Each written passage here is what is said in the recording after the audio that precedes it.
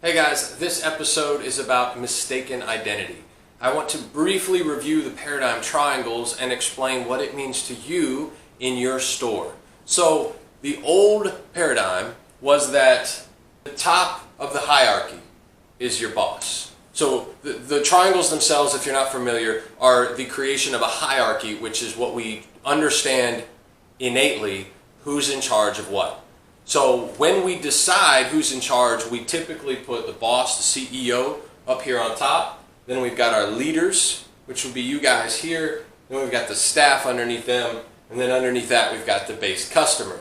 So when it comes to rank and it comes to who we're supposed to work for versus work with, naturally the leader works for the CEO. So whatever the CEO says, the leadership they do it. Then the leadership tells the staff what to do, and the staff does it. And then the staff tells the customer what to do, and the customer, wait, that doesn't make much sense, does it? Why would the staff tell the customer what to do? So in that mindset, we find that the paradigm is actually shifted. It's wrong, and that you cannot expect everybody to look up in order to find guidance, to look up in order to find who they're serving. The paradigm shift with the upside down triangle is what we are trying to attain. The customer dictates what the staff will do. Think about it in the store. Who tells who what to do?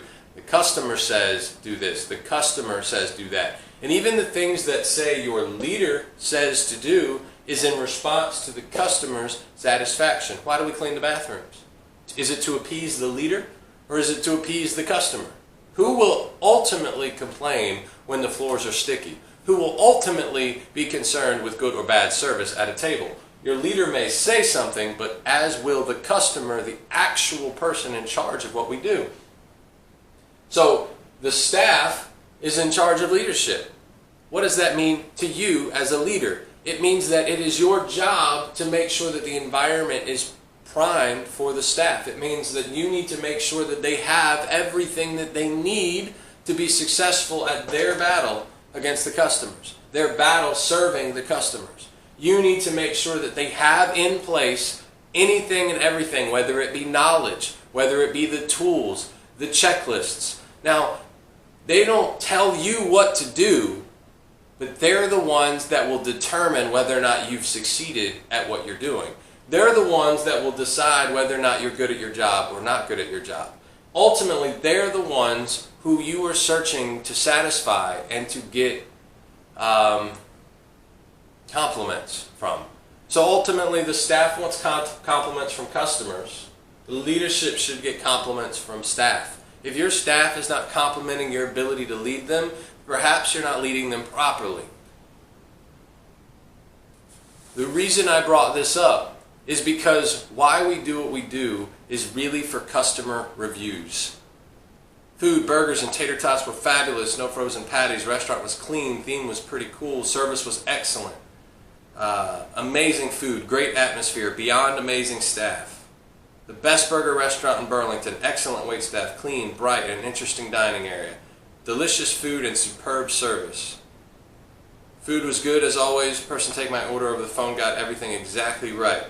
I'm in love with this place. The service is always good. These are a few examples of the many, many reviews, 5-star reviews that we get. It's important to know that that is your appreciation for doing what you do. Customers appreciate. The customers are the ones that we are trying to make happy. So if you're looking up to get satisfaction in your job, you will never find it adequately. It will never be enough to quench your thirst. You need to look this way up, and you need to find what's going to quench your thirst. I am trying to get you guys, leadership, satisfied and fully capable of doing the job that you want to do, because I want you to feel the glory of having the staff appreciate you and the staff to work for you, so that the staff gets the customers and the customers appreciate the staff and hence the leadership and hence all the way up the business itself. So think about this paradigm shift briefly and think about your role in your store. Are you serving the needs of your staff first? Or are you serving your needs? Are you commanding based on what you think the job is from the CEO? Or are you commanding the job based on what the customers and the staff are needing from you?